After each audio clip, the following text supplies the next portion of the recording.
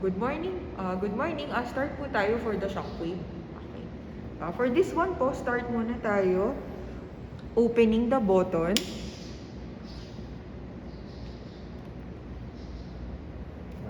This next po is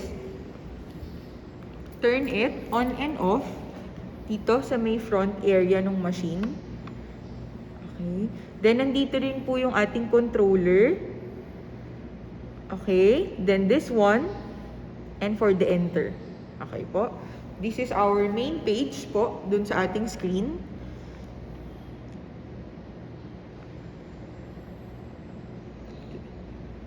In our main page, makikita po natin is, meron po siyang different options. Diagnosis, program, manual, menu, user, escape, and enter. Okay, so we will start po for the diagnosis. Okay, we'll start. Okay. Pindot lang siya. Then, merong different cases na pwede nating ipiliin dito sa ating machine. So, using the controller, pwede po tayong humanap ng ating cases for the patient. For example, is for the low back pain. Okay? For the low back pain, yan. Pindot lang siya. And automatic, meron na tayong parameters. Okay? For the intensity, number of shocks na dinideliver.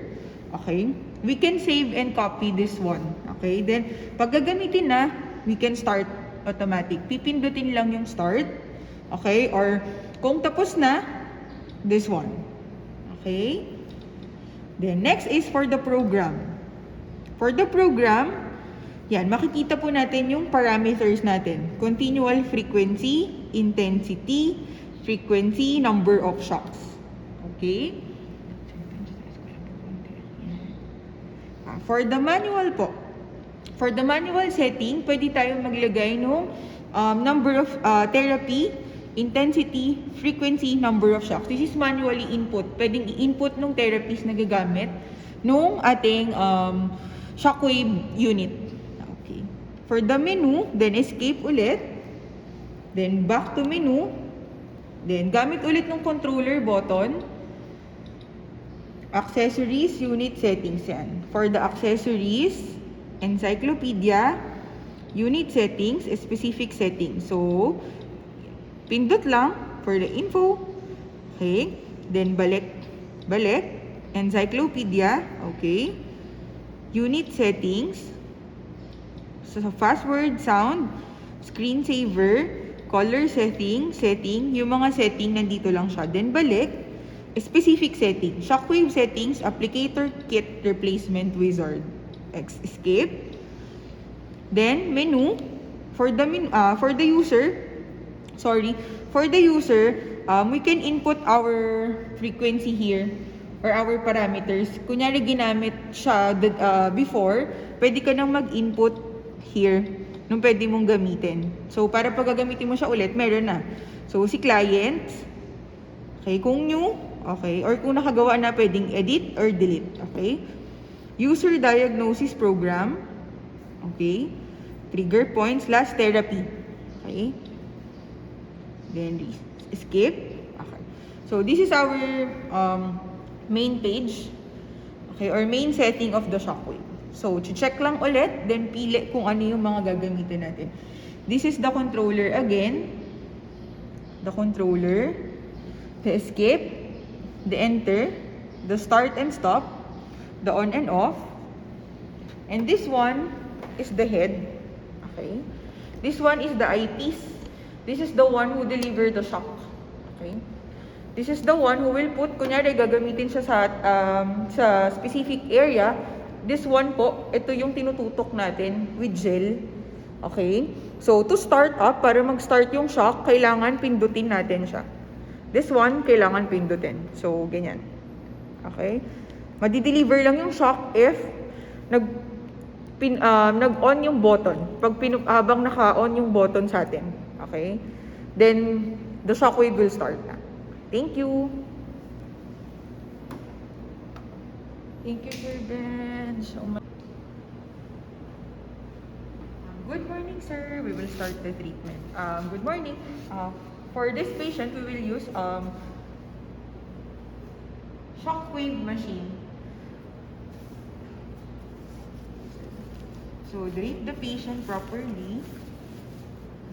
Then, sit in a relaxed position. Start the machine.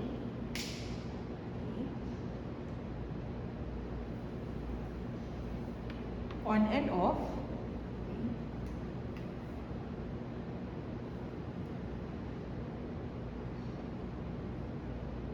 Just wait for the main page to load.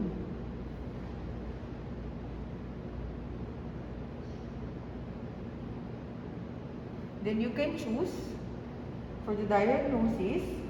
Okay. Choose for the diagnosis. Okay. Enter. Before we start, we need to put gel dun sa specific area na nalalagyan natin ng shockwave. Okay? For this patient, lalagyan po natin siya sa may elbow area. Okay? Sir, lagyan ko lang po ng gel. So, put lang po ng gel na hindi sobrang dami, hindi rin naman sobrang konti. Okay? Then, to start, kunin lang po yung head ng ultrasound or yung mismong kailangan nating gamitin to deliver the shock. Okay? Then, pindot lang po tayo ng start. Tutok natin siya. Tutok. Then, pindot tayo ng start. Okay? Then, push the button to start. Okay? Push the button. So, makakarinig yung patient po natin ng parang medyo nagbabarena yung sound. Sir, okay lang po. May nakikiling. Then, move lang po ng slowly, dahan-dahan, dun sa area to be treated or dun sa part. Sa surrounding area nung itinitreat natin na for shockwave. Okay. So, habang nag-move ako, continuously kong nakahawak dun sa push button. Okay? Kasi para yung shock niya is tuloy-tuloy. Then, make sure yung eyepiece ng ating shockwave is naka-directly dun sa skin ng patient. Hindi siya yung patanggal-tanggal. Okay?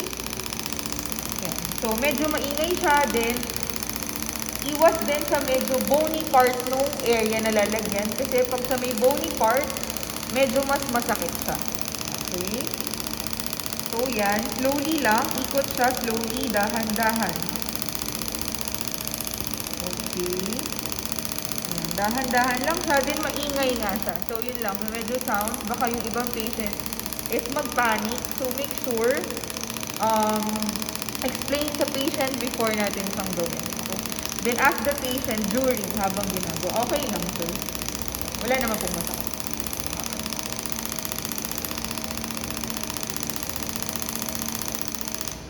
If the shock po is tapos na or ubos na yung specific shock na meron dun sa machine, na para dun sa case, is automatic siyang mamamatay. Then, release lang ulit yung button. Okay? Then, before it, linisin lang po natin slowly yung eyepiece. Okay? So, dahan-dahan lang, wag masyadong kuskos din. So, aftercare lang tayo ng machine. So, aftercare, punas lang. Then, ibalik siya dahan-dahan. Skip ulit, then, on and off. Okay, then patay ulit. Then balik lang siya carefully doon sa mismong lagayan ng head. Kasi medyo mabigat siya. Okay. Then for the patient's aftercare, tanggal lang po tayo ng gel using the spatula. Okay. Then ask the patient po kung merong adverse effect or kung anong may naramdaman ba, may sumakit ba after. Or check yung skin po kung may namumula. Or kung meron tayong nakikitang mga skin irritation.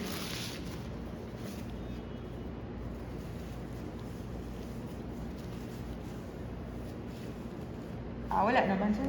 Okay. Wala naman pong masakit. Okay. Thank you, sir. Thank you.